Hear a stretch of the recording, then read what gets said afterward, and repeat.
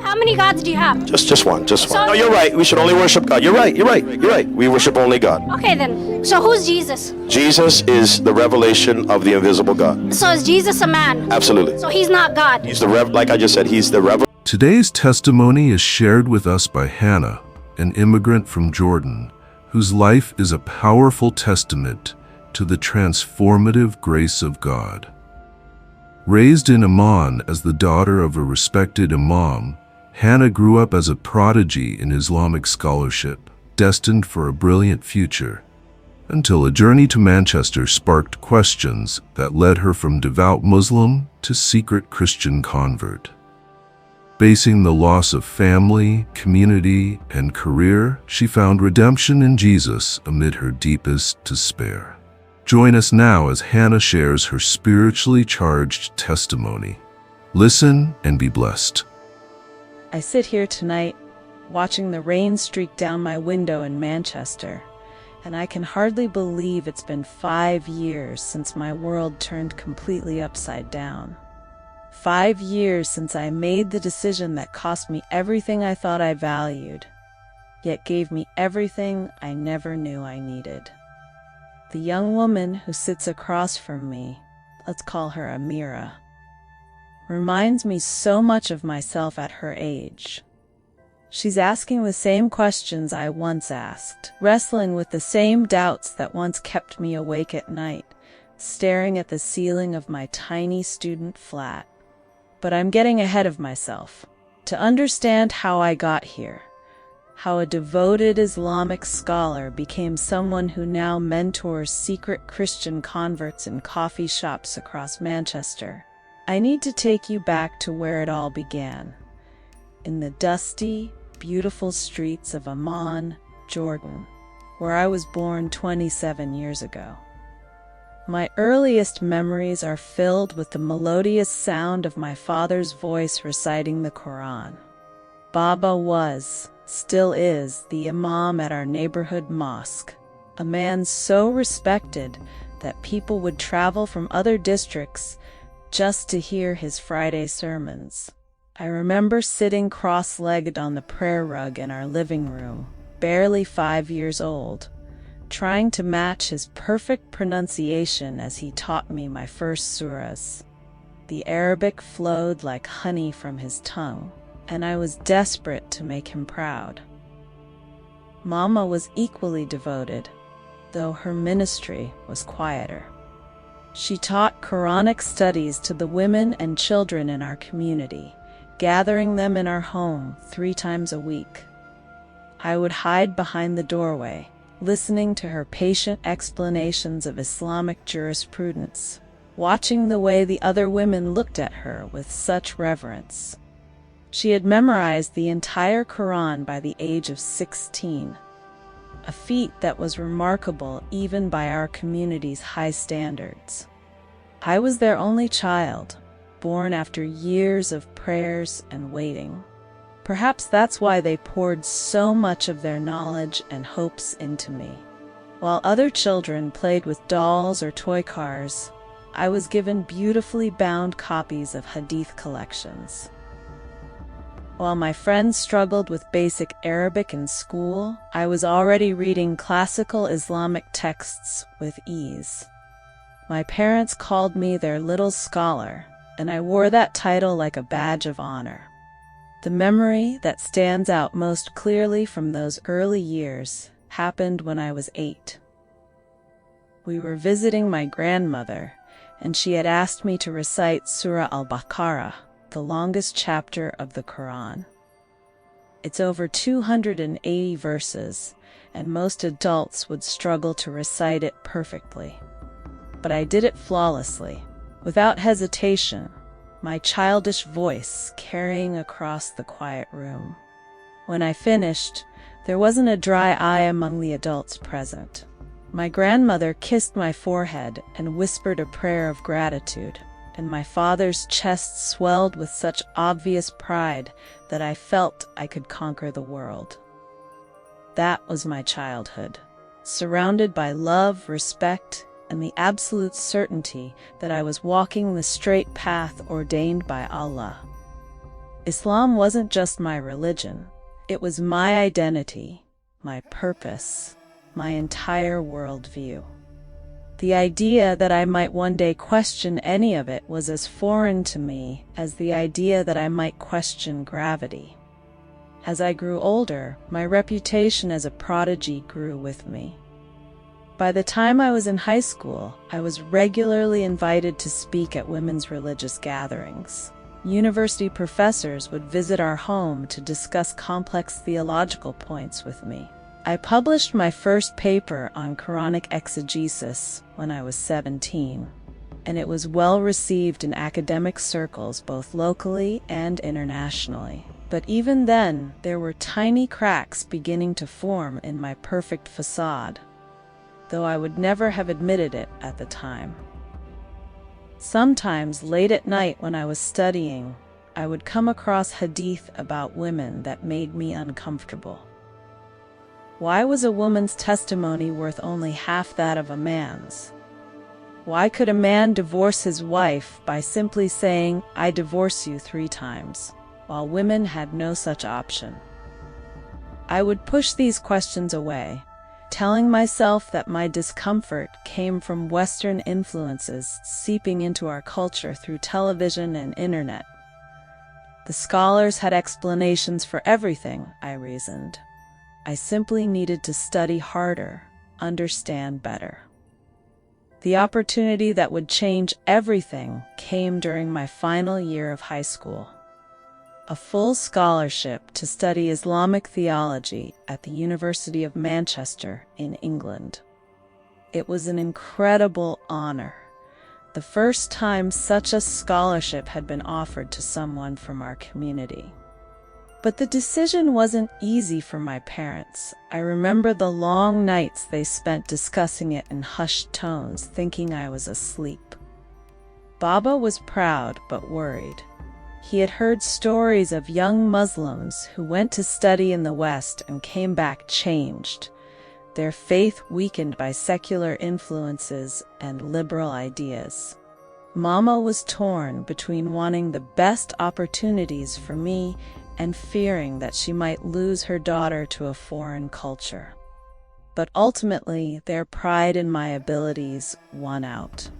They believed, we all believed, that my faith was strong enough to withstand any challenge.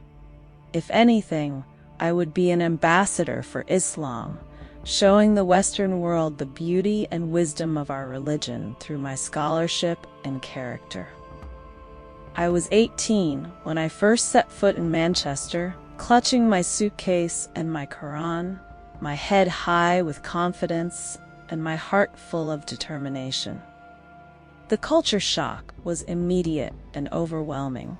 The way people dressed, the casual mixing of men and women, the open consumption of alcohol, the general disregard for what I considered basic moral principles. It all confirmed every warning I had ever heard about Western society. But rather than weakening my faith, these early experiences actually strengthened my resolve. I threw myself into my Islamic studies with even greater fervor, as if academic excellence could shield me from the moral corruption I saw all around me. I joined the Islamic Society immediately, attended every lecture on Islamic theology, and quickly gained a reputation as one of the most knowledgeable students in the department. My professors were impressed by my depth of knowledge and my ability to read classical Arabic texts as easily as I read English. Other Muslim students looked up to me, often coming to me with questions about Islamic jurisprudence or seeking advice about how to practice their faith in a non-Muslim environment. I became something of a mother figure to the younger Muslim students, despite being only slightly older than most of them. It was during my second year that I began participating in interfaith dialogues organized by the university's chaplaincy. These were formal debates between representatives of different religious groups, held in the main lecture hall and open to all students. I saw them as perfect opportunities to demonstrate the intellectual superiority of Islam and to correct the many misconceptions that Christians and others held about my faith. I prepared for these debates with the same meticulous care I brought to all my academic work. I would spend weeks researching every possible argument, memorizing statistics, and preparing responses to every conceivable objection. My presentations were always polished, well-researched, and devastating in their logical precision. I could dismantle arguments about the Trinity with ease, point out contradictions in biblical texts, and demonstrate the superior preservation of the Quranic revelation compared to what I saw as the corrupted scriptures of Christianity. The other students respected my knowledge, even when they disagreed with my conclusions. I began to build a reputation as someone who was formidable in religious debate, someone who could not be easily dismissed or defeated in theological discussion. This reputation fed my confidence and reinforced my sense of purpose. I was doing exactly what I believed Allah had called me to do, defending His truth against falsehood and ignorance. But there was a loneliness to this role that I didn't acknowledge, even to myself. The weight of constantly having to represent Islam perfectly, of never being allowed to show doubt or weakness, of always having to have the right answer ready. It was exhausting. I missed home desperately, but I couldn't let anyone see that. I missed the simple comfort of being surrounded by people who shared my worldview completely, but admitting that would have seemed like a betrayal of my mission. My phone calls home became ritual performances. I would tell my parents about my academic achievements, about the debates I had won, about the other Muslim students who looked up to me. I would carefully edit out any mention of the moments of homesickness, the times when I felt overwhelmed by the constant need to defend my faith, the growing questions that sometimes kept me awake at night. By my third year, I had become something of a celebrity in the Islamic society.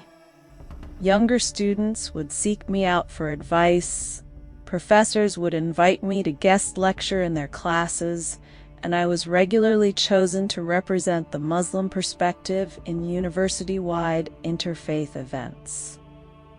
I had achieved everything I had dreamed of when I first arrived in Manchester: respect, recognition, and the satisfaction of serving as a successful ambassador for Islam.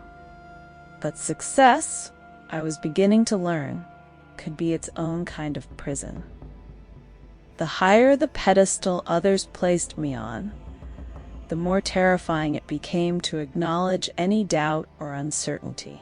I had become so identified with being the perfect Muslim scholar that I had lost sight of who I might be underneath all those expectations and achievements.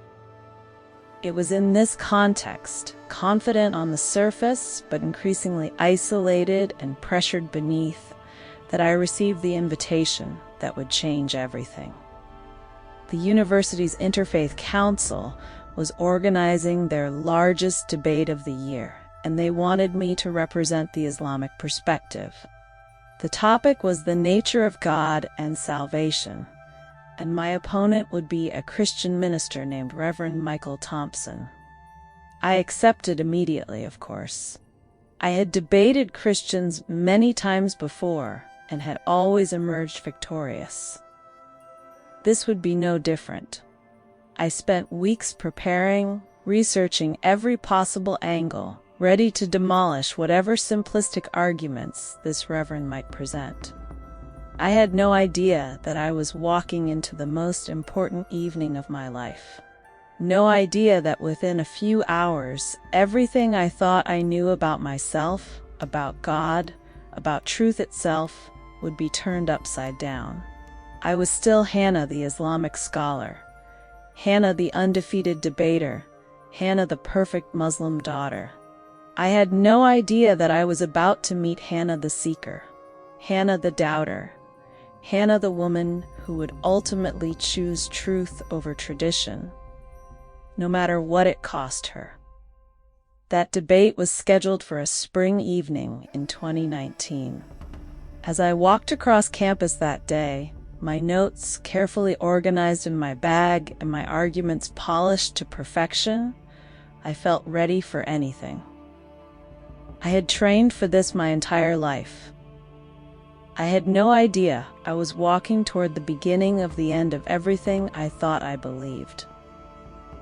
The evening of the debate, I stood in front of my bathroom mirror for longer than usual, adjusting my hijab and practicing my opening arguments one final time. I had prepared for 3 solid weeks, reading everything I could find about Christian theology, looking for weaknesses and contradictions that I could exploit. My strategy was simple and proven. Demonstrate the logical impossibility of the Trinity, highlight the historical corruption of biblical texts, and present Islam as the final, perfected revelation that corrected all previous errors. I felt confident as I walked toward the university's main lecture hall. This was my element. I had done this dozens of times before, and I had never lost a debate. The few butterflies in my stomach were familiar, the kind of nervous excitement that always preceded a good intellectual challenge. I expected to spend 2 hours systematically dismantling Christian doctrine and then return to my flat satisfied with another victory for truth. The lecture hall was more crowded than I had expected. Word had gotten out that this would be a particularly interesting debate, and students from across the university had come to watch. I recognized faces from the Islamic Society, several of my professors, and quite a few people I had never seen before. The atmosphere was charged with anticipation. When I was introduced, the applause was warm and encouraging. I had built a good reputation at the university, and people respected my knowledge even when they disagreed with my conclusions. I stood behind the podium feeling calm and prepared, my notes organized perfectly, my arguments sharp and ready.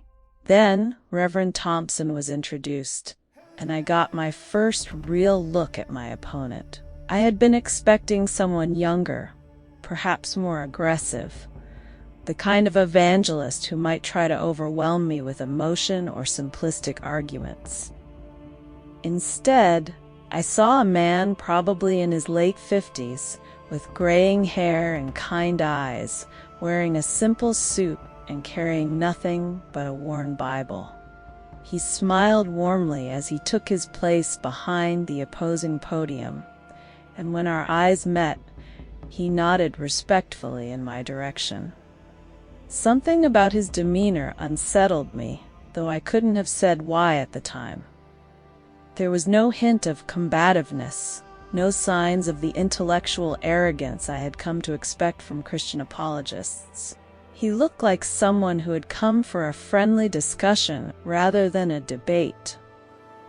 When my turn came to present my opening arguments, I launched into my prepared speech with all the confidence and precision I had developed over years of practice.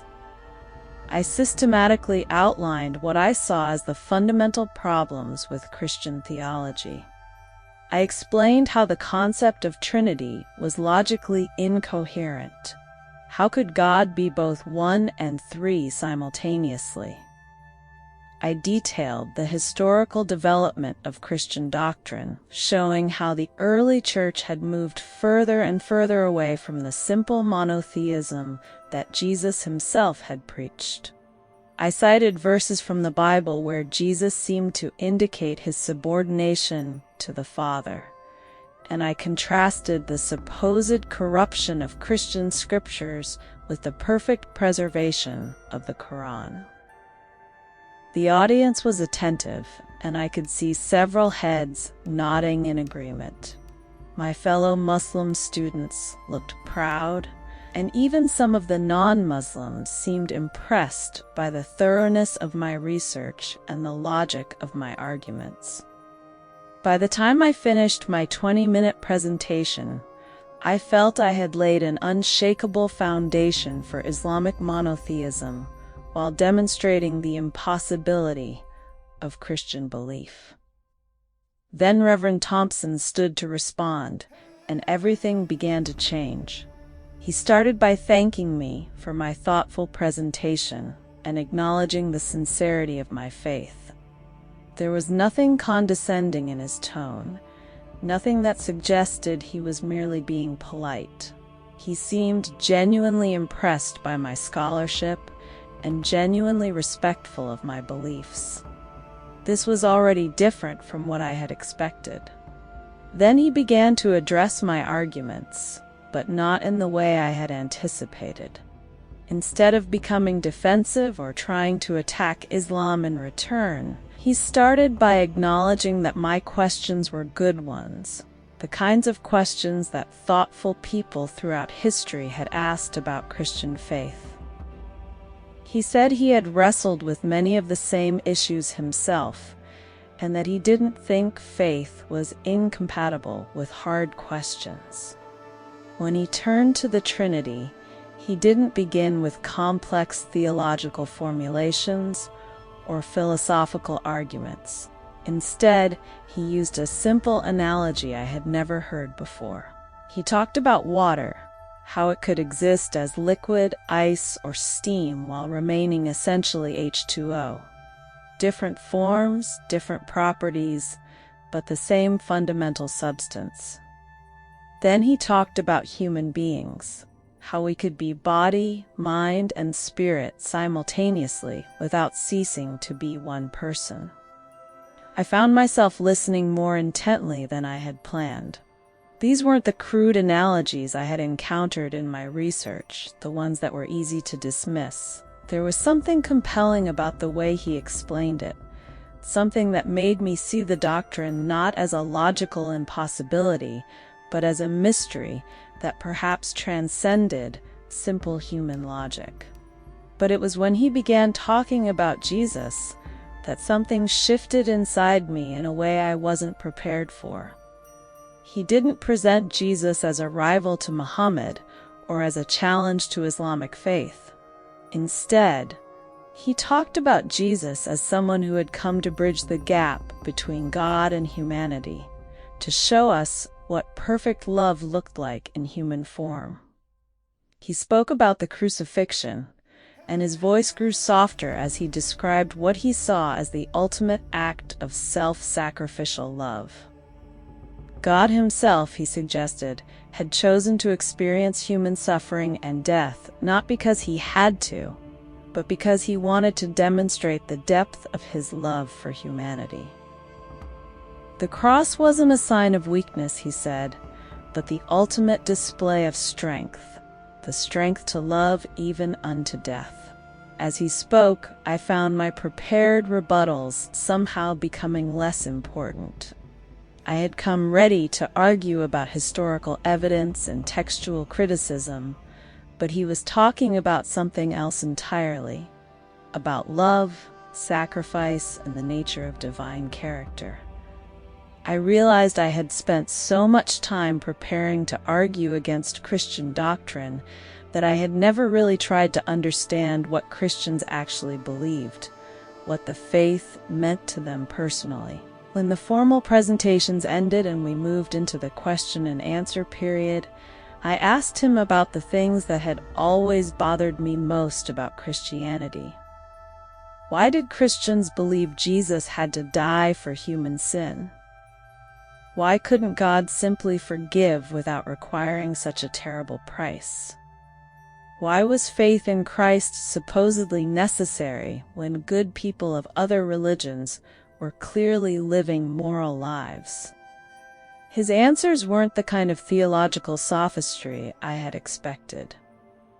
He talked about justice and mercy, about how true forgiveness often required someone to absorb the cost of wrongdoing.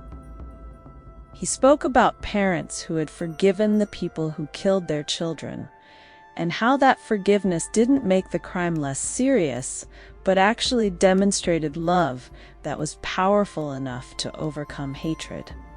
He suggested that God's forgiveness worked the same way, not cheap or easy, but costly and therefore meaningful.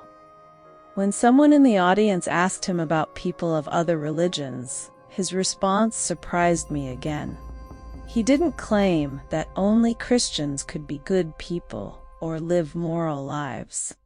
Instead, he talked about the difference between being good and being reconciled with God. He suggested that the cross wasn't about God being satisfied with human goodness, but about God reaching across the gap that separated humanity from divinity. By the time the debate ended, I realized I hadn't delivered half of my prepared arguments.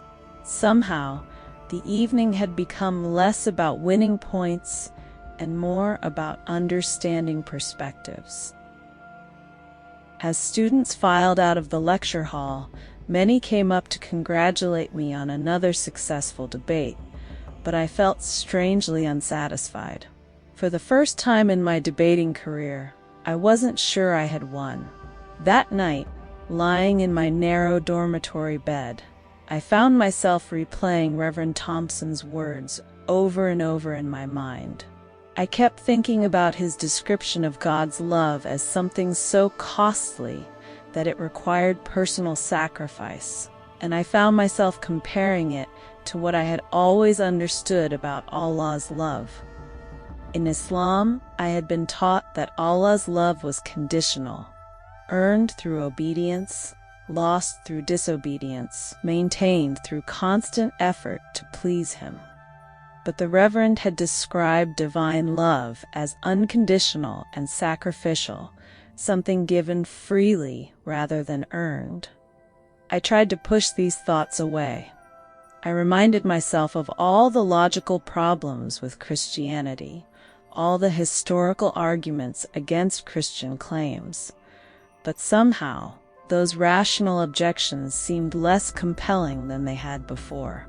Something about the Reverend's presentation had touched a place in my heart that I hadn't known existed, a deep longing for the kind of love he had described.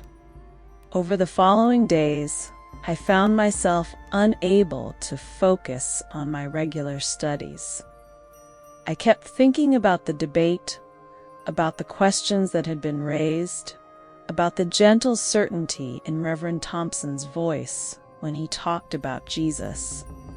I tried to discuss my thoughts with friends from the Islamic Society, but I found myself unable to articulate what was bothering me.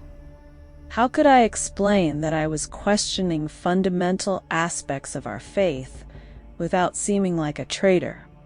A week after the debate, I did something I had never done before.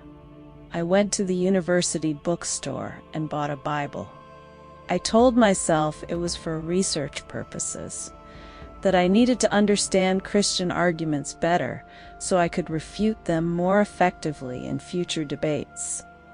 But as I carried it back to my room, hidden in a plain bag, I knew I was lying to myself.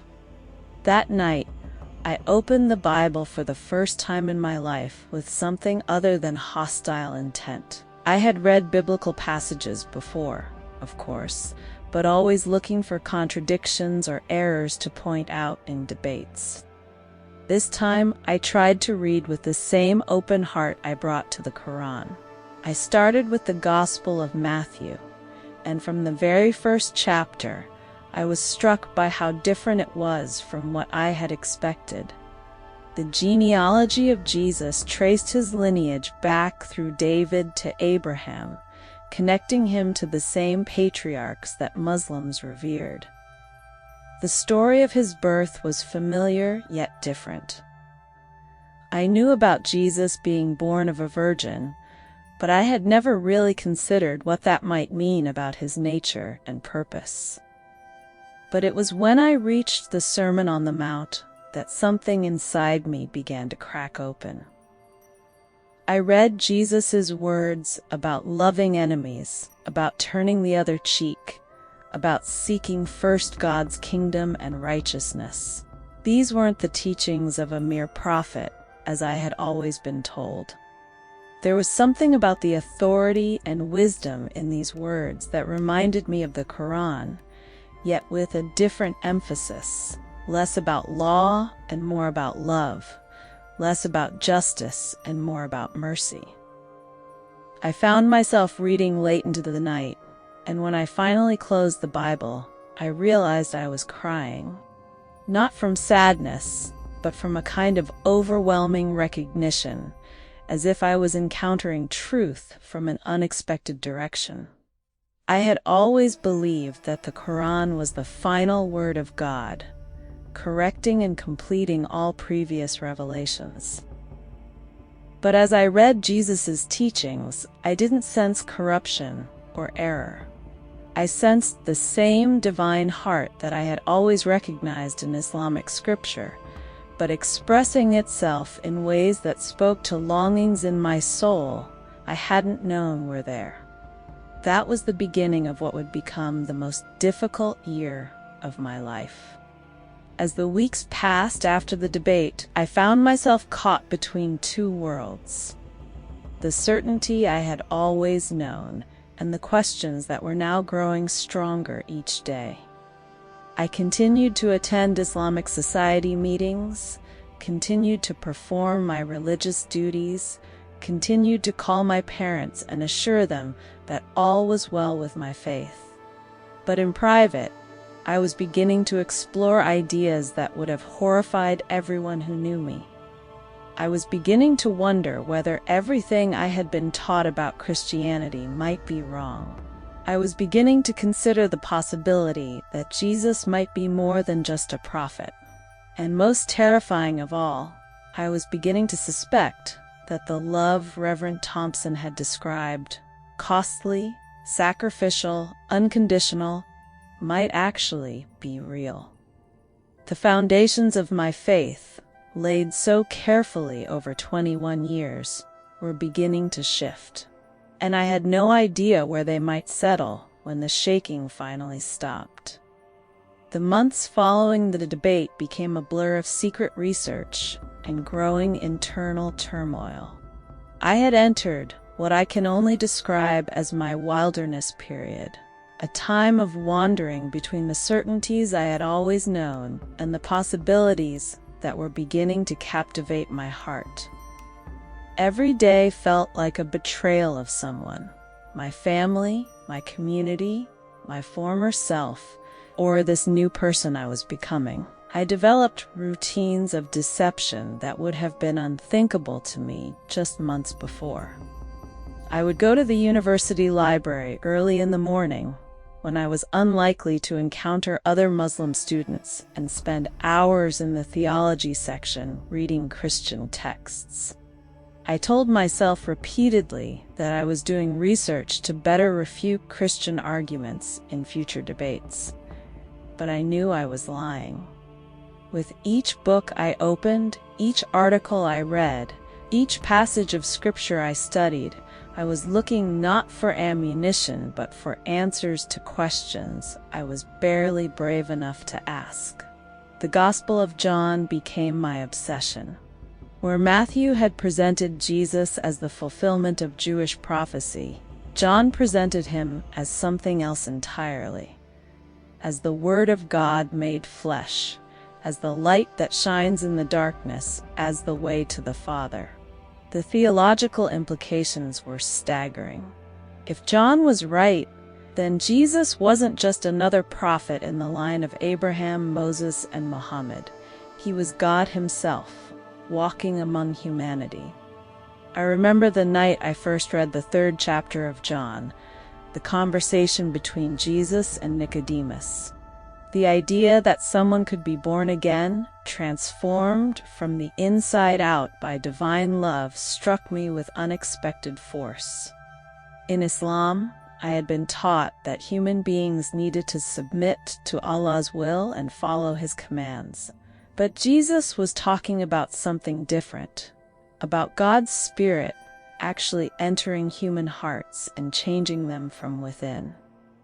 The concept of grace became my greatest stumbling block and my deepest attraction. I had lived my entire life trying to earn God's approval through perfect obedience, flawless scholarship, and constant striving to be worthy of divine love.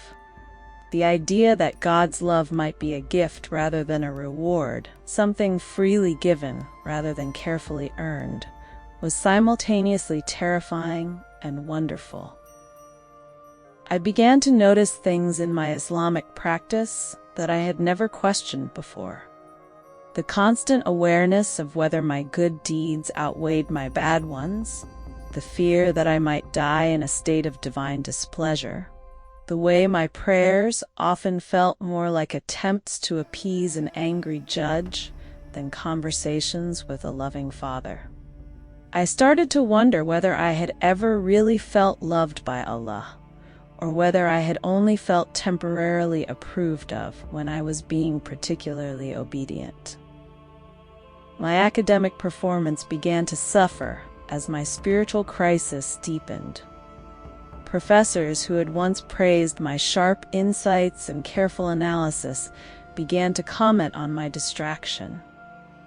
I would sit in Islamic theology seminars, listening to discussions of jurisprudence and hadith interpretation, and find my mind wandering to Jesus' parables or Paul's letters. The very subjects that had once energized me now felt dry and lifeless compared to the spiritual richness I was discovering in Christian texts.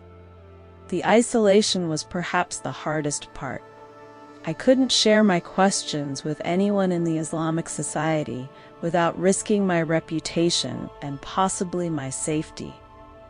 I couldn't call my parents and tell them about the doubts that were consuming me. I couldn't even write about my struggles in my journal, terrified that someone might find it and discover my secret. But gradually, I began to find unexpected allies. There was Professor Sarah Collins, who taught a course on comparative religion. She was a former atheist who had converted to Christianity in her 30s, and something about her story resonated with me.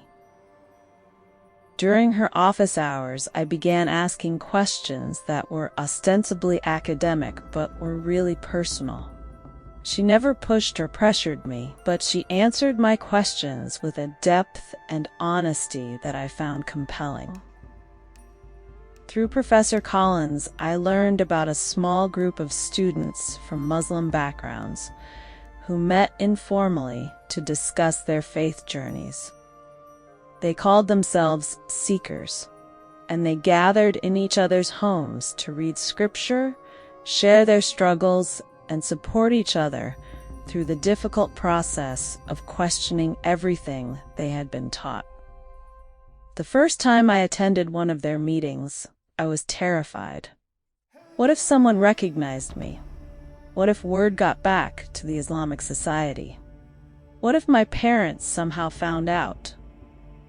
But my hunger for honest conversation about the questions consuming me overcame my fear, and I found myself sitting in a circle with 6 other young people who understood exactly what I was going through.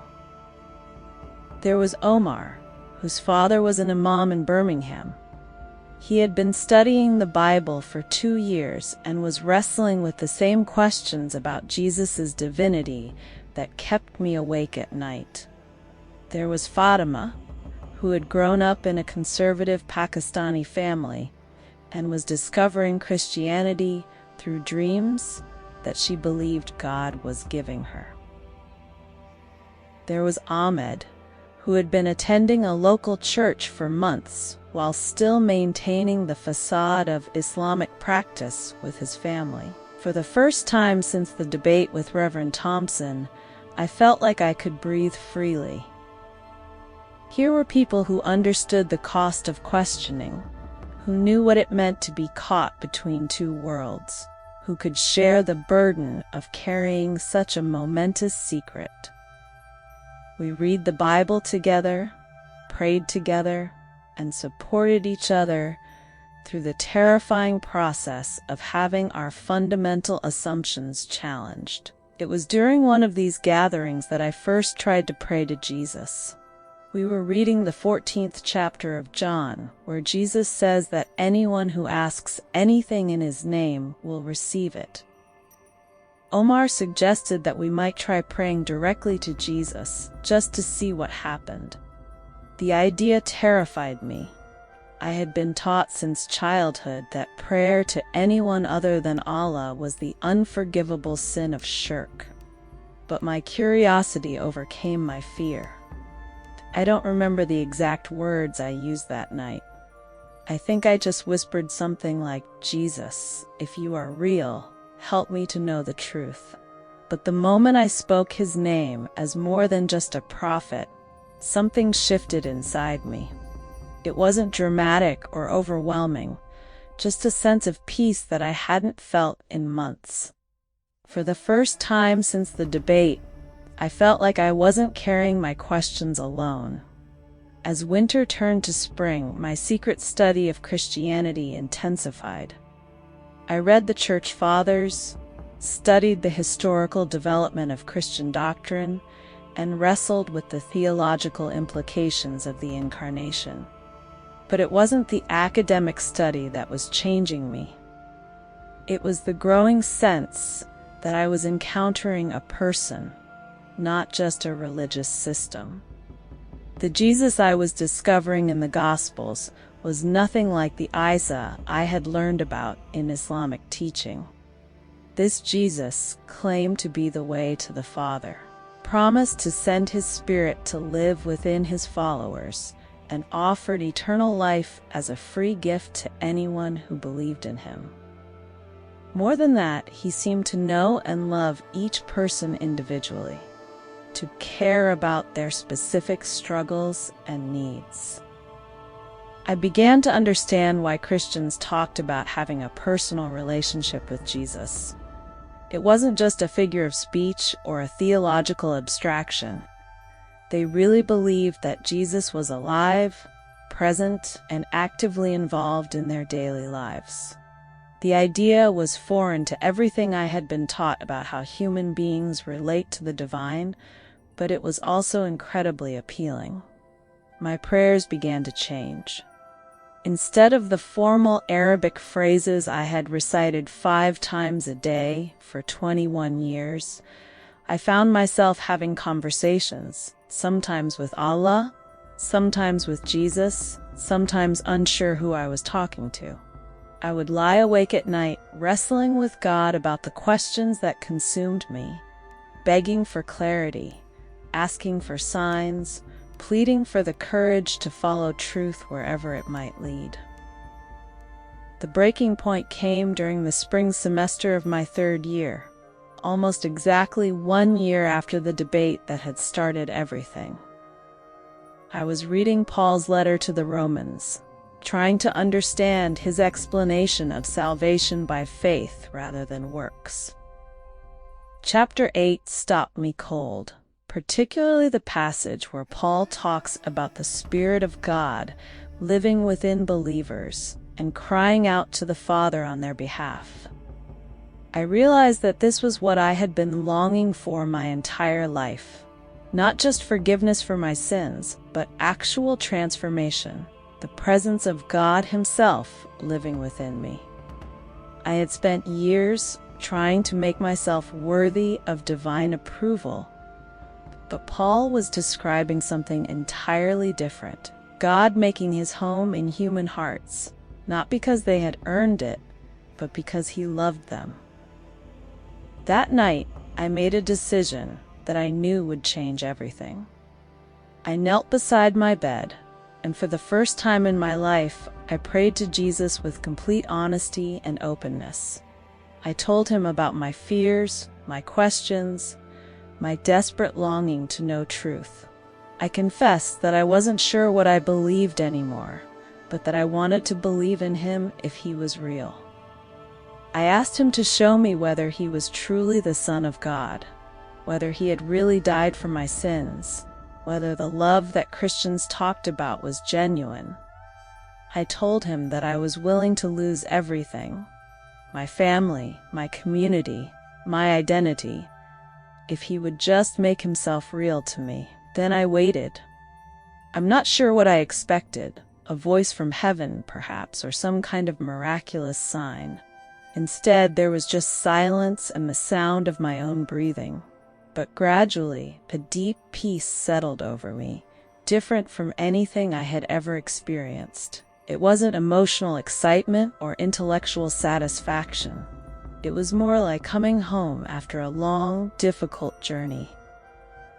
I stayed on my knees for what felt like hours, feeling the presence of something, someone, that I couldn't name but somehow recognized. It was love, but not the conditional earned love I had always associated with Allah.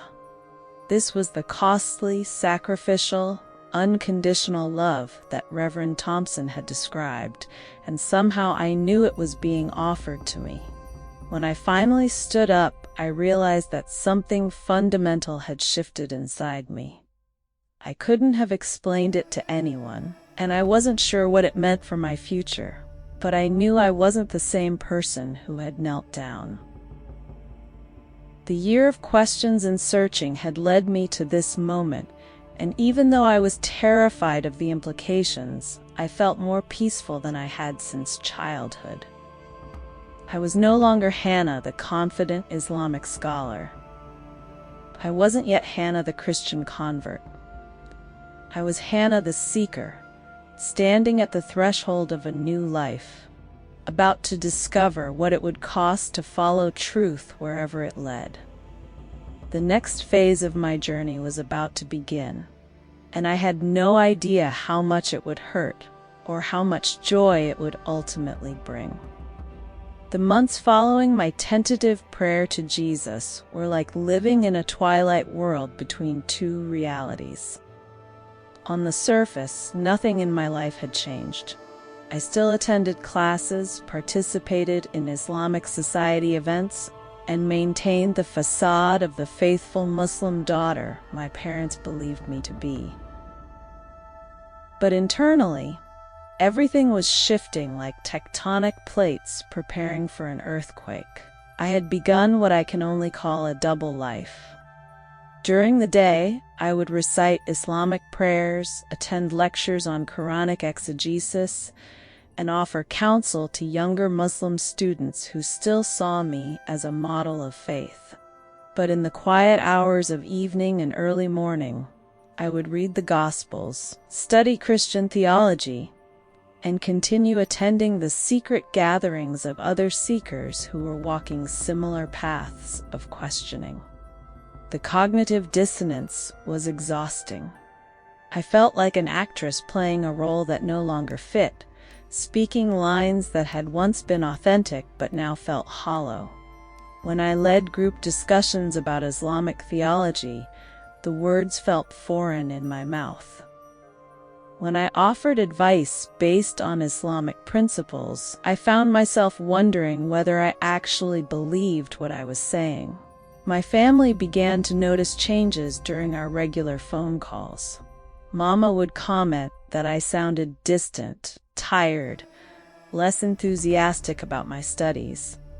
Baba would ask pointed questions about my involvement with the Islamic Society, sensing somehow that my passion for defending the faith had diminished.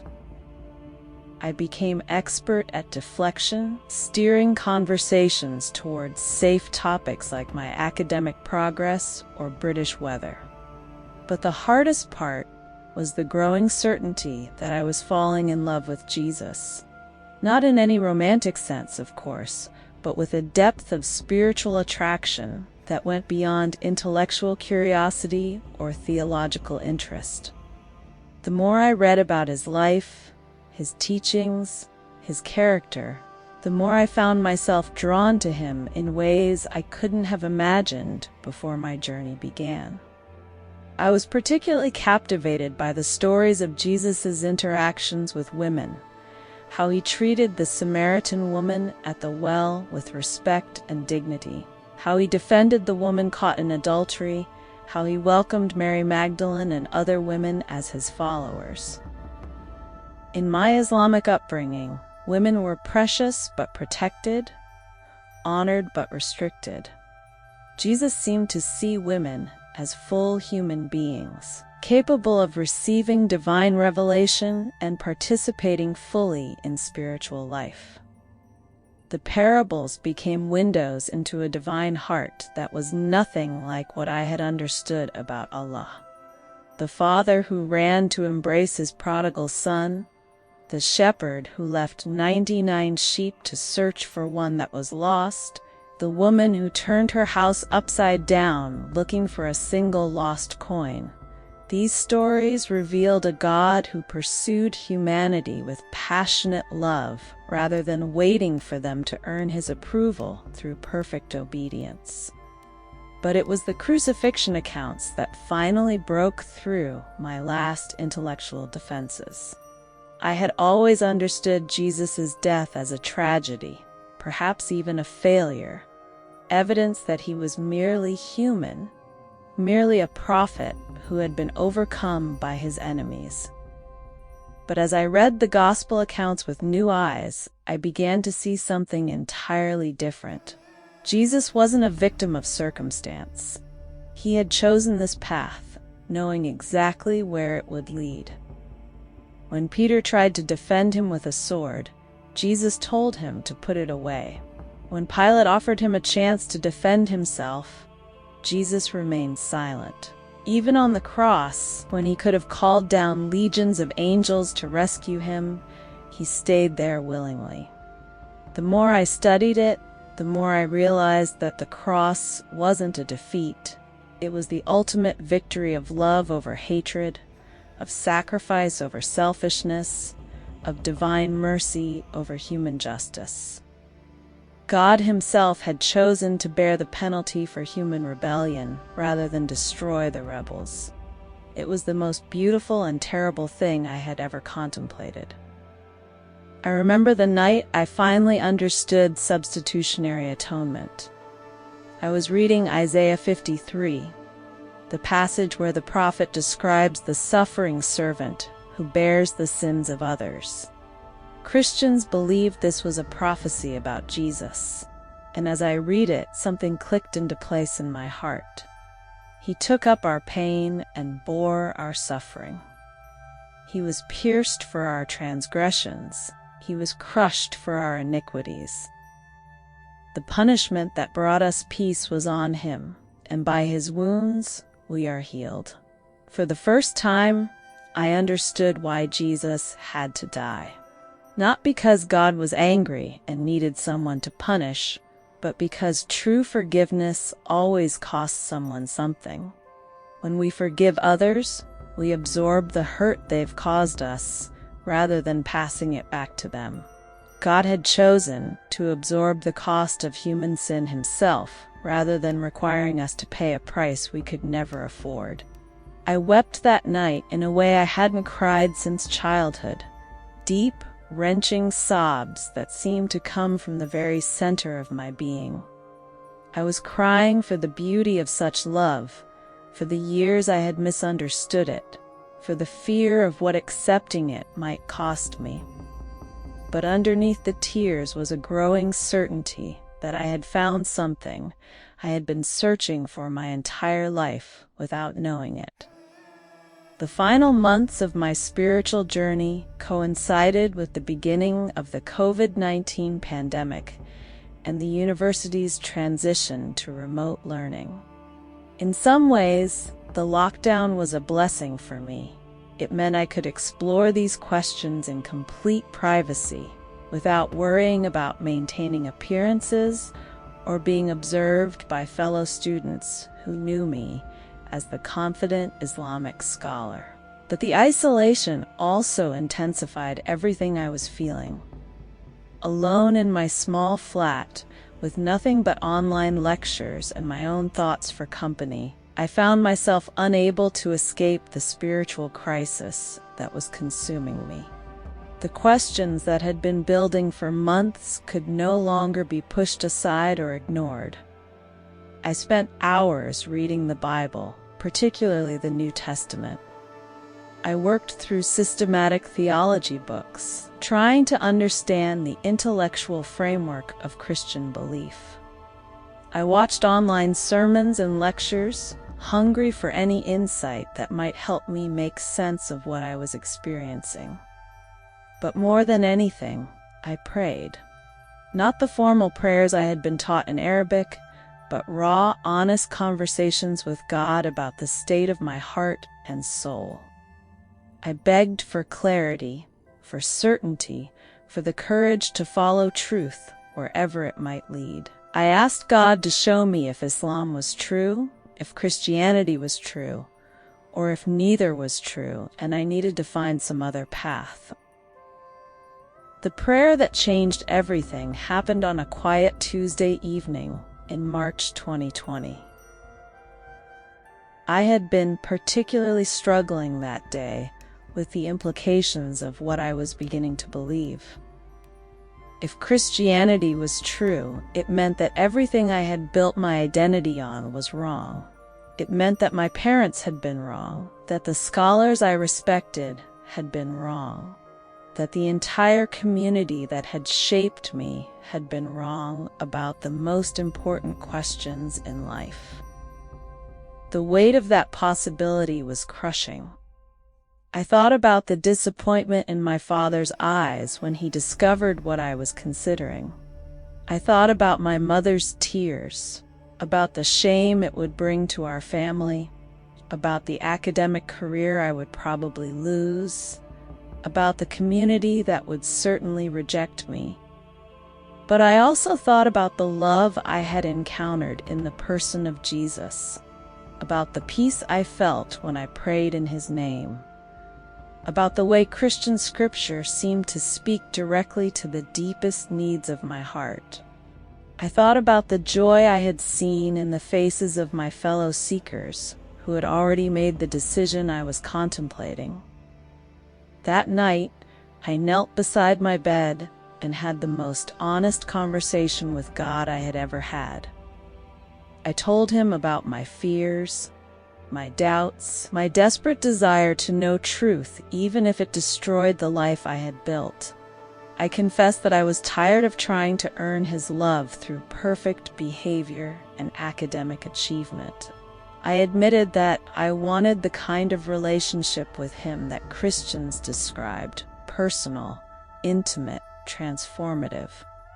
Then I said the words that I knew would change everything.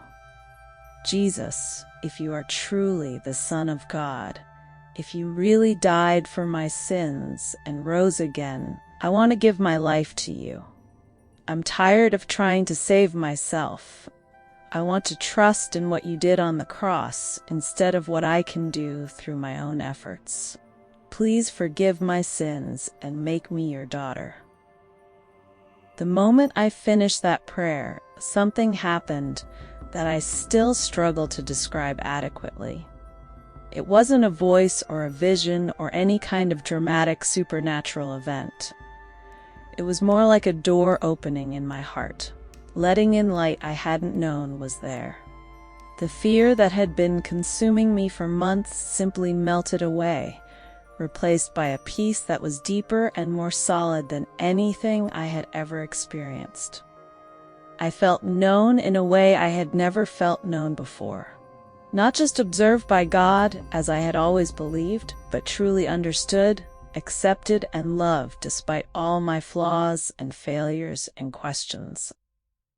It was as if Jesus himself was there in the room with me, wrapping me in an embrace that communicated love more clearly than any words could have done. I stayed on my knees for what felt like hours, overwhelmed by gratitude and wonder. The questions that had tormented me for months were suddenly answered, not through intellectual argument, but through direct spiritual experience. I knew with a certainty that bypassed all rational analysis that Jesus was real, that he loved me, and that he had died to make a relationship with God possible. When I finally stood up, I realized that the Hannah who had knelt down no longer existed. In her place was someone new, still recognizably me, but fundamentally transformed. I felt like I had been carrying a crushing weight for 21 years, and had suddenly discovered that someone else was willing to carry it for me. The next few days passed in a blur of joy and terror. I read the Bible with new eyes, seeing everywhere evidence of God's love and grace. I prayed with a freedom I had never known before, talking to God like a beloved father rather than a distant judge. But I also began to grapple with the practical implications of what had happened to me. I knew I couldn't keep this secret forever. Eventually, I would have to tell my family, my friends, my academic supervisors. Eventually, I would have to choose between the old life that no longer fit and the new life that would cost me everything I had previously valued. But for those first few days, I simply reveled in the joy of having found what I had been searching for my entire life. I had encountered the love of God in Jesus Christ, and nothing would ever be the same. The hardest conversations of my life were still ahead of me. The rejection, the heartbreak, the loss of almost everything I had once treasured, all of that was coming. But I had also found something worth any sacrifice: the unconditional love of God, and the assurance that I was his beloved daughter, not because of anything I had done, but because of what Jesus had done for me. I was no longer Hannah, the Islamic scholar, or Hannah the seeker. I was Hannah the Christian, and despite the cost I knew it would require, I had never been more certain of anything in my life. The transformation was complete, but the journey was just beginning. The weeks immediately following my conversion were the most emotionally complex of my life. I felt like I was living in two completely different realities simultaneously. On one hand, I was experiencing a spiritual joy and peace that I had never known was possible. Every morning, I woke up with the profound awareness that I was loved unconditionally by the Creator of the universe. Prayer had become conversation rather than ritual. The Bible had transformed from an academic text into a love letter written specifically for me. But on the other hand, I was carrying a secret that felt like it might crush me under its weight. Every conversation with my family became an exercise in deception. Every interaction with friends from the Islamic society felt like a betrayal. Every academic discussion about Islamic theology was a performance by someone who no longer believed the words she was speaking. The COVID lockdown, which had provided the privacy I needed for my spiritual journey, now became a prison of isolation. I was desperate to share my joy with someone, to tell the world about the transformation I had experienced, but I had no idea how to begin. The few people who might understand, my fellow seekers from the secret meetings, were scattered across the country, isolated in their own homes, dealing with their own struggles. I remember the first time I tried to tell someone about my conversion. It was during a video call with Fatima, one of the seekers I had grown closest to. She had been wrestling with the same questions I had faced, and I thought she might be ready to hear about my experience.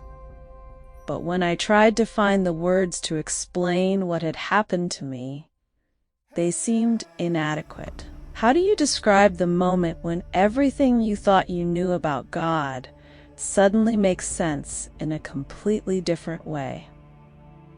I told her about my prayer, about the peace I had felt, about my certainty that Jesus had accepted me as his daughter. She listened with tears in her eyes, and I could see both longing and terror in her expression. She wanted what I was describing, but she wasn't ready to pay the price she knew it would cost. We prayed together that night, asking God to give her the courage to follow truth wherever it led.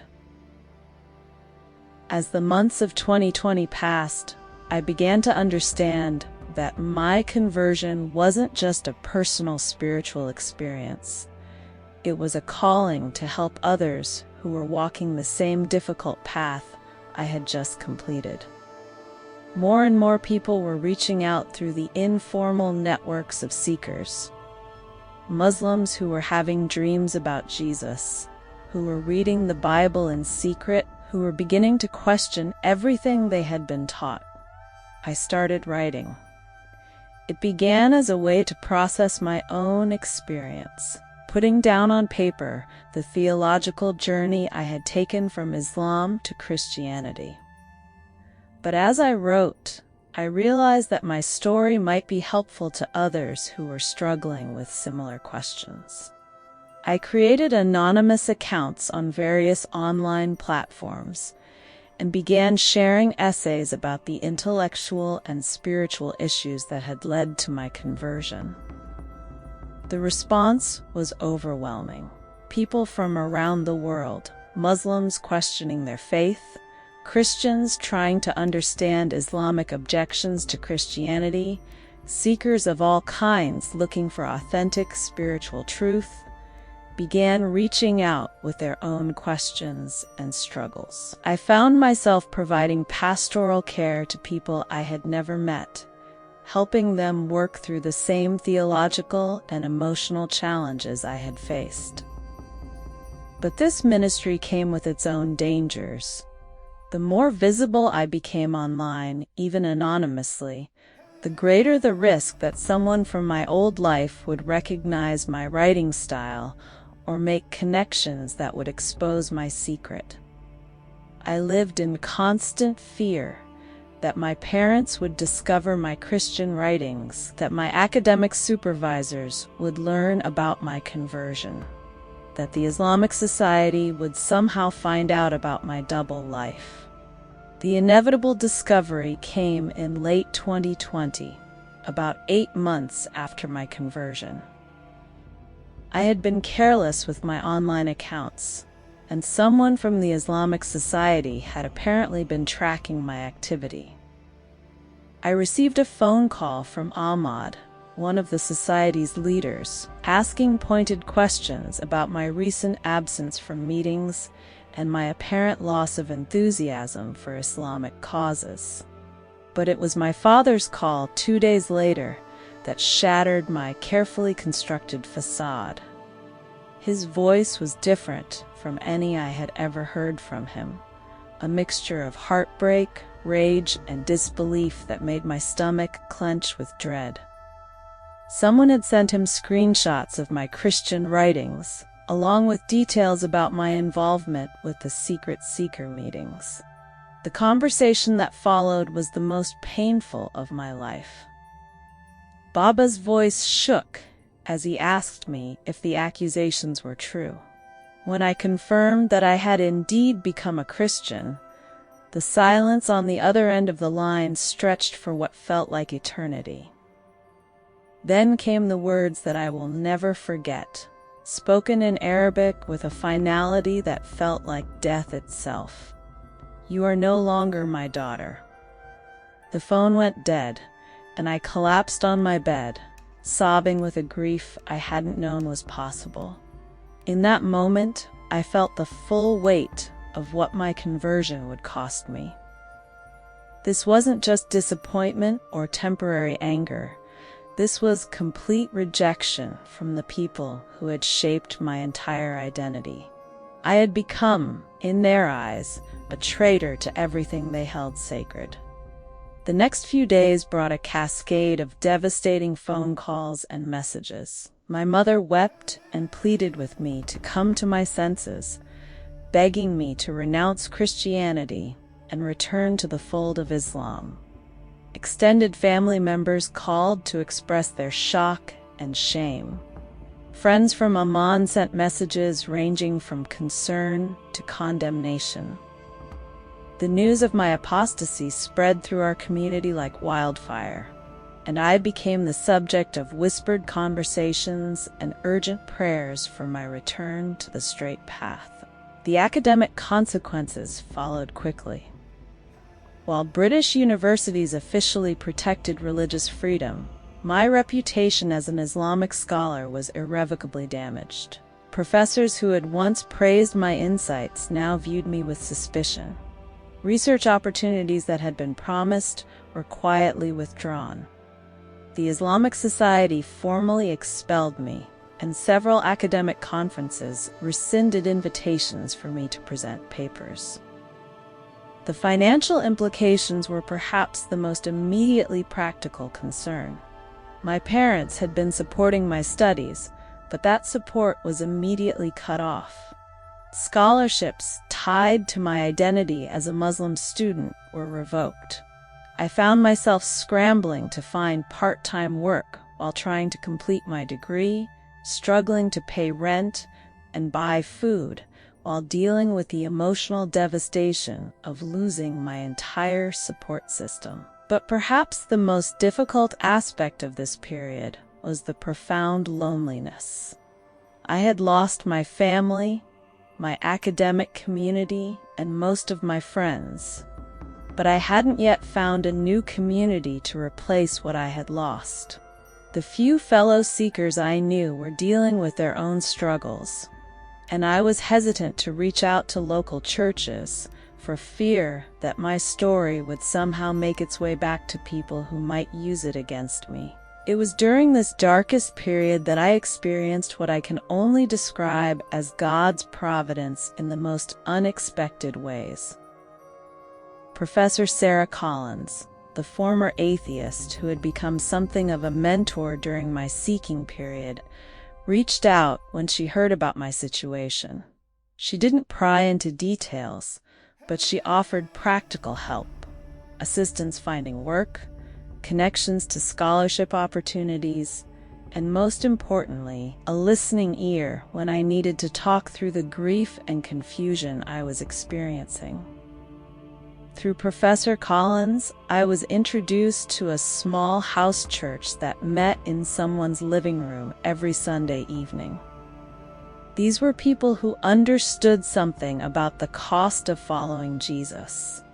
Former addicts, people who had lost families due to their faith, individuals who had given up lucrative careers to serve God in simpler ways. They welcomed me with the kind of unconditional love I was just learning to receive, asking nothing of me except that I allow them to support me through this difficult transition. It was in this small community that I experienced my first taste of what the New Testament calls the family of God. These people, who had no obligation to care about a struggling graduate student from Jordan, opened their homes and hearts to me. They helped with groceries when money was tight, provided emotional support when I was overwhelmed by grief, and celebrated with me as I began to discover what it meant to live as a follower of Jesus. Slowly, carefully, I began to find my footing in this new life. I changed my academic focus slightly, incorporating Christian-Islamic dialogue into my research in ways that felt authentic to my new perspective. I found work tutoring Arabic to international students, which provided enough income to support myself independently. Most importantly, I began to develop a vision for how God might use my unique background and experience for His purposes. The breakthrough came in early 2021, almost a year after my conversion. I had been mentoring Amira, a young Pakistani student who was asking the same questions I had wrestled with, when I realized that my painful journey from Islam to Christianity had equipped me to help others navigate similar transitions. My academic training in Islamic theology, combined with my personal experience of conversion and my growing knowledge of Christian doctrine, made me uniquely qualified to serve as a bridge between these two worlds. I began reaching out more intentionally to other Muslim background believers, offering support, encouragement, and practical wisdom for surviving the transition from one faith community to another. My online writings became more focused and pastoral, addressing not just the theological questions that led to conversion, but the practical and emotional challenges that followed. The network grew organically. People I had helped would refer others who were struggling with similar issues.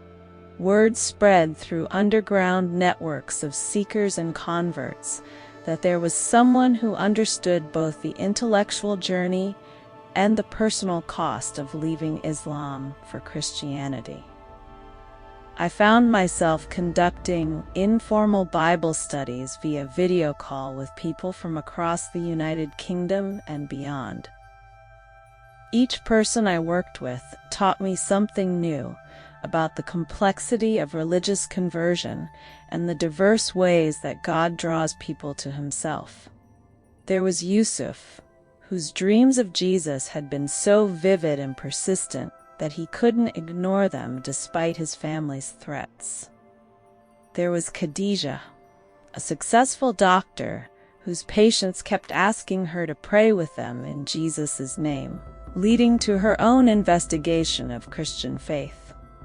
There was Mahmud, whose study of Islamic history had led him to question fundamental claims about the Quran's preservation and authenticity. What struck me most about these interactions was how many people were secretly wrestling with the same questions I had faced. The internet had made Christian resources accessible to Muslims in ways that previous generations could never have imagined, and many were discovering that the Christianity they had been taught to reject bore little resemblance to the actual beliefs and practices of committed Christians. But I also learned about the tremendous costs that conversion extracted from people across different cultures and circumstances. Some lost not just emotional support from families, but faced actual physical danger.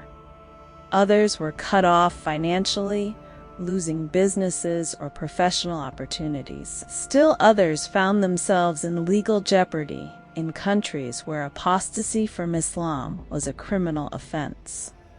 These conversations reinforced my growing understanding that my own suffering had been preparation for ministry. The rejection I had experienced from my family, the academic and professional costs I had paid, the isolation and financial struggles I had endured, all of these had equipped me to offer genuine empathy and practical wisdom to others walking similar paths. By 2022, what had started as informal conversations had developed into a structured ministry. I was leading online Bible studies specifically designed for Muslim background believers, writing resource materials that addressed common questions and objections, and serving as a liaison between converts and established churches that were willing to provide support and mentorship. The work was deeply fulfilling, but also emotionally draining.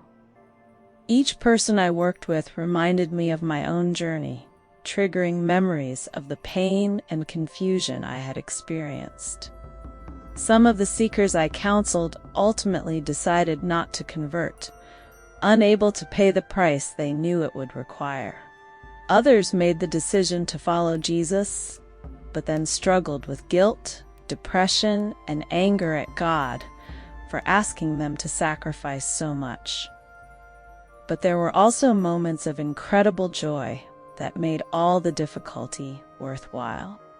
I will never forget the night that Fatima, my friend from the original seeker group, finally prayed to accept Jesus as her Savior.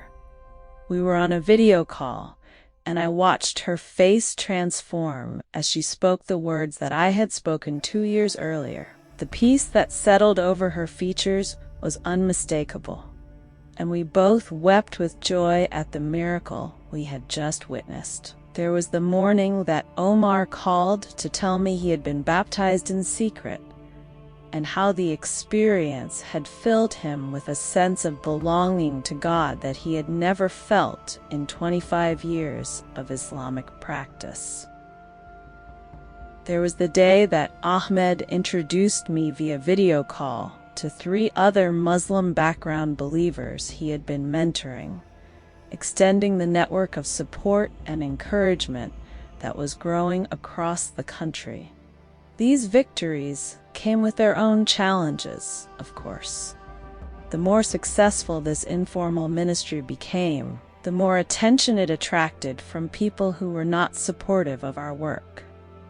I received threatening messages from Islamic extremists who viewed me as an apostate worthy of death. I also faced criticism from some Christians who questioned whether former Muslims could truly be trusted, or who worried that my emphasis on the cost of conversion might discourage people from making decisions for Christ.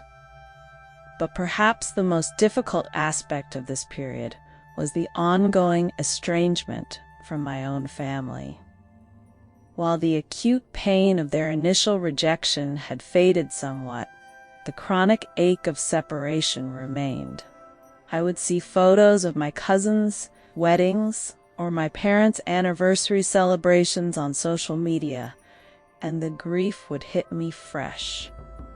I was building a new life and finding purpose in ministry, but I had lost the people who had shaped my first 21 years. There were occasional moments of hope. My mother would sometimes send brief messages asking about my health or my studies, carefully avoiding any mention of religion, but maintaining the thinnest thread of connection. A few relatives privately expressed that while they couldn't publicly support my decision, they still loved me and hoped that one day our family might find a way to reconcile. But my father remained completely silent.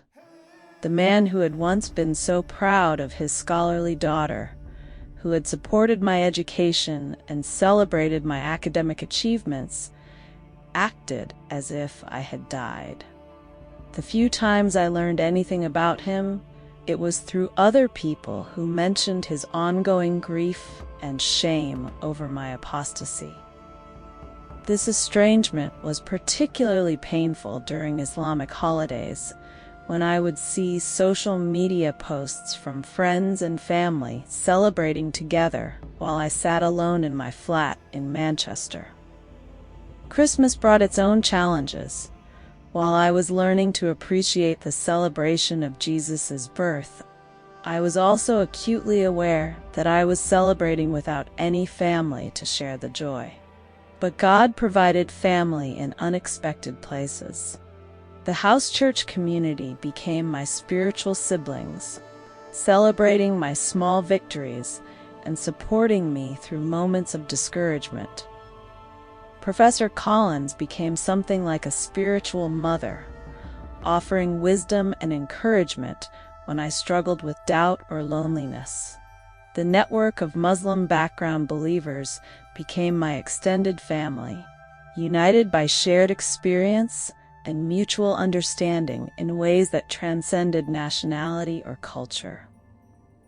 As 2023 progressed, I began to sense that God was calling me to make my ministry more public and more systematic. The informal network of converts and seekers had grown beyond what I could manage alone, and there was clearly a need for more structured resources and support systems. But making the work public would mean fully stepping out of the shadows, accepting that there would be no returning to my old life or identity. The decision to move forward came during a particularly difficult counseling session with a young woman whose family had discovered her Christian faith and responded with violence. As I listened to her story, I realized that the kind of help she needed, legal advice, emergency housing, professional counseling, long-term discipleship, was beyond what any individual could provide. She needed institutional support, organizational resources, and public advocacy.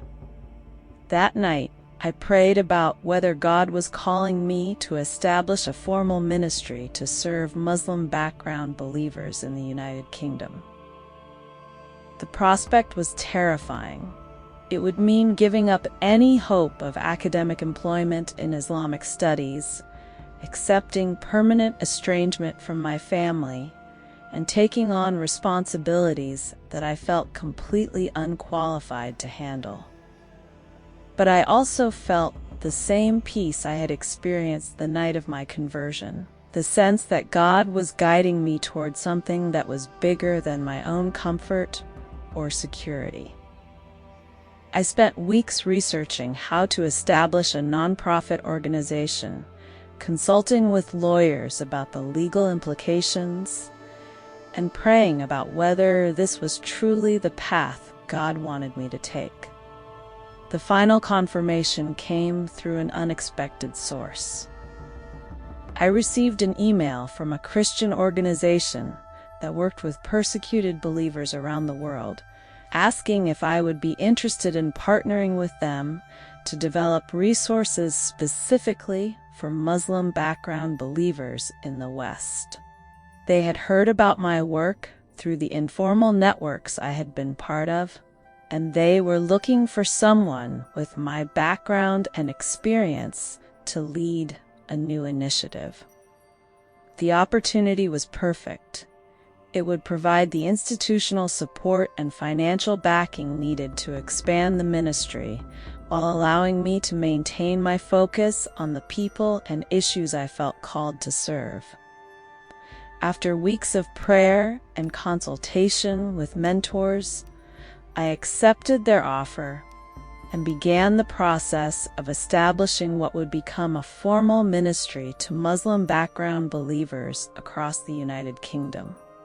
The launch of this public ministry marked another major transition in my life.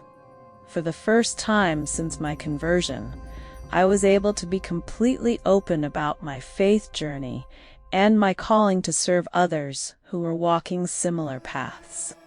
The relief of no longer carrying such profound secrets was overwhelming, but it also brought new challenges and responsibilities. The organization grew rapidly, attracting attention from both supporters and opponents. We developed comprehensive resources for seekers, converts, and churches wanting to minister effectively to Muslim background believers. We provided emergency assistance to people facing family violence or legal challenges due to their conversions. We trained church leaders in cultural sensitivity and effective evangelism in Muslim communities. But perhaps most importantly, we created safe spaces where Muslim background believers could find community, support, and spiritual growth without fear of judgment or cultural misunderstanding. The house church that had welcomed me had grown into multiple congregations across the country, each providing the kind of family atmosphere that many converts desperately needed. As I write this testimony in late 2024, 5 years after the debate that started my spiritual journey, and 4 years after my conversion, I find myself reflecting on the incredible ways that God has worked in and through the most difficult period of my life. The academic career I had planned is gone, but I have found work that is infinitely more fulfilling.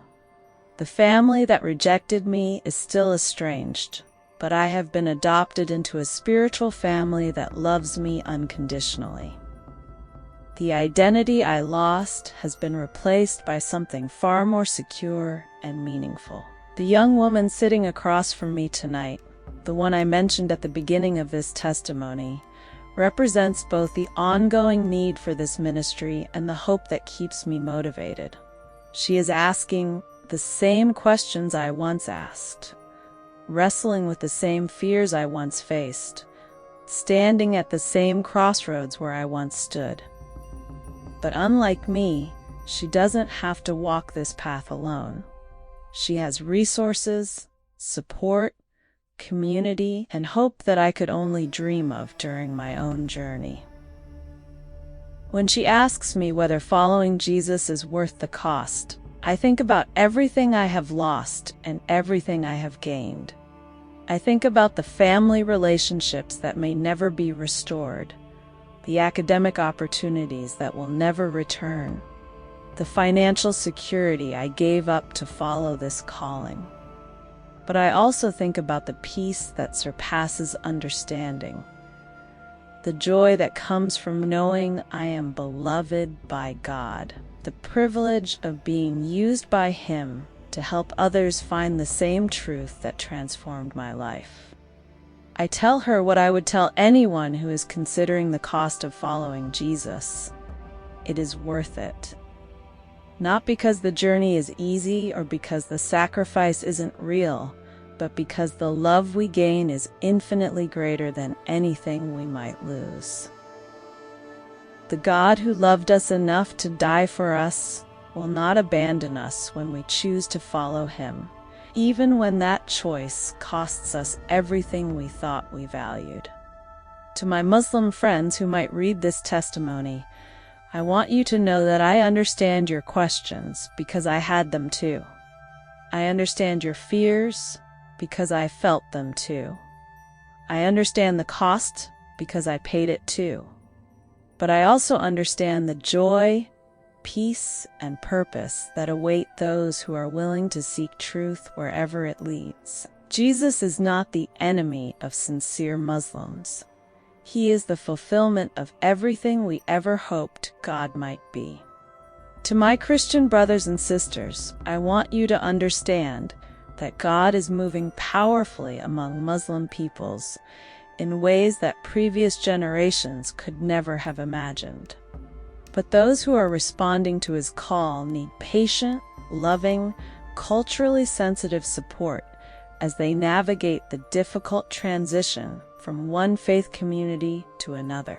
The harvest is plentiful, but the workers who are equipped for this particular field are still few. And to anyone who is seeking truth, regardless of your religious background, I want to encourage you to keep seeking. God rewards those who earnestly seek Him, and He will reveal Himself to anyone who approaches Him with genuine desire to know and follow truth. The cost of discipleship is real, but the God who calls us to follow Him will provide everything we need to walk the path He sets before us. My name is Hannah, and I am a daughter of the King. That identity cost me everything I once thought was precious, but it gave me everything that truly matters. And I would make the same choice again without hesitation, because I have tasted and seen that the Lord is good, and His love endures forever.